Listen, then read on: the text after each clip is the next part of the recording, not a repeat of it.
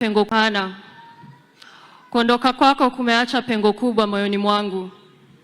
Ulikuwa mume wangu, rafiki yangu na faraja yangu. Upendo wako utaendelea kuishi ndani yetu milele. Kama ilivyoandikwa katika Biblia, Ruth 1:16.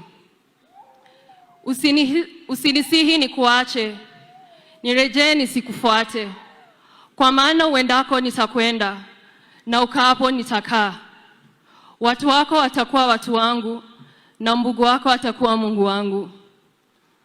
Kwa mama yangu mpendwa, Mary, ujue nitabaki kukujali na kukuheshimu kama mama yangu mwenyewe. Kwa watoto wetu, Cheruto na Chesang, baba yenu aliwapenda sana na kumbukumbu zake zitaendelea kuishi ndani yenu. Na kwa watu wetu wa Dikir, asanteni kwa upendo wenu. Nitaendelea kuwa karibu nanyi na kuwasaidia kadri nitakavyoweza. Johana, ulipendwa na utakumbukwa daima. Asanteni.